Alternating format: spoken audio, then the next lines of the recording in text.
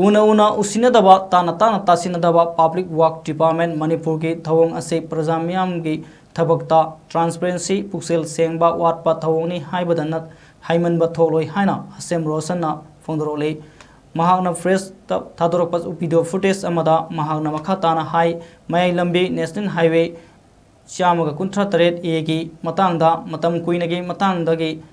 ममांगदगी अफब लंबी परिंग अमा ओइनबा हाइदुना मरी लेनबा मिनिस्ट्रीदा महागना तकनदुना लागली अदुबु मयाई लंबी परिंगदा लैरिबा प्रजा मियामगी संगसिनकिबा खोंजंग सपोर्ट तवी लोइनना हेना मपांगन कन्ना जस्टिस फंगबा नबा लोगी मतेंग लौबा तंगाई फदे पीडब्ल्यूडी डिपार्टमेंट पुक्सेल सेंगदबा लाइरबा प्रजा मियामगी करिसु खंदबा डिपार्टमेंट अमनी हाइबदा हौजिकती करिसु अकीबा फाउदे डिपार्टमेंट अमदे कंसर्न कंट्रेक्टर सिंगना अथुबदा शॉर्ट टर्म मेंटेनेंस की काइथोखिबा सेंफम सिंग नियम सुमना सिनदुना मियामना थेंगनरिबा अवाबा से कोननब लंबी सेमबदा नियम सुमना क्वालिटी लेना सेमगदबनी लोना डिफेक्ट लिएबिलिटी पेरट मनुंगदा सल्लिबा लंबी फरिंग असिदा लैरिबा फिल्म सोकलबा मफम सिंग असि अथुबदा पीडब्ल्यूडी मणिपुरना मरी लेनबा कंट्रेक्टर नत्रगा एजेंसीदा अकनबा इंस्ट्रक्शन पीदुना मियामना पांबा लंबी अमा ओइनबा सेमद्रबदी हाई कोर्ट केस फाइल तौरगनी हाइना महागना मखाताना फोंदरोले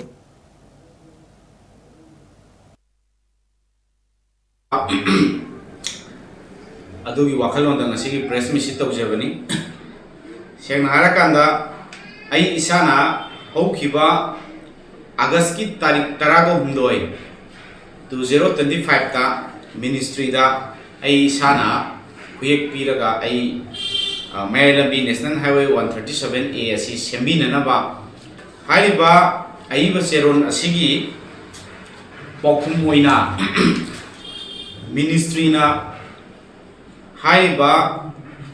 मयालंबी नेशनल हाईवे 137 ए असि सेंबगी 2024 अमदी 25 इंगी ओइना लुपा करोड़ 3,53,000 सेंक्शन तौगी हैदना कोई एंगोंदा पाखुम मधु पिबिरे मयालंबी परिंग असि चही असिदा 24-25 की सेमनना बगिदमक्ता काइथोखिबा सेंफम लुपा करोड़ 3,53,000 हाइबसी सेंक्शन अमाउंटनी मसिदा कॉन्ट्रैक्ट प्राइस तना लुपा करोड़ 2,03,000 खेनबा गी सेंफमदा हारिबा मयालंबी परिंग असि सेमननबगी अखोई कॉन्ट्रैक्ट प्राइस लेरमी अदो सिदा आइना नइबदी सही मुक्सिदा मेंटेनेंस तौननबगी तौरे हारकांदा लुपा करोड़ 1,09,000 की मथक्ता अखोई सिनरमे फंसी यूटिलाइज तौरमे कोई मधुगी आरटीआई रिपोर्ट एंगोंदा लेजरे खरा हेना पुंगना ताबा जगह दा पोरोल खर खक मेलगा कोई लमहांगी एरिया दा